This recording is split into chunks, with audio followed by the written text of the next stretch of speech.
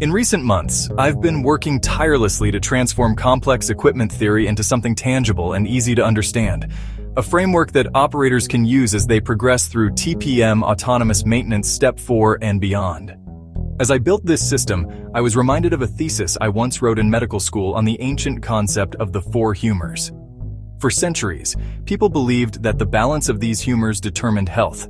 While modern science has moved past that theory, the idea of balance still carries meaning, and I began to see how similar it is to the machines we depend on. That reflection inspired me to create the 5 humors of machine health. In this course, we'll explore each humor, understand its role, and see how an imbalance in one area can cascade into others.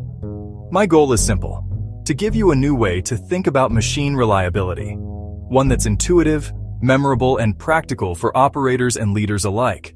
By the end, you'll not only see how these humors interconnect, but also how maintaining their balance can keep your equipment healthy, predictable, and resilient.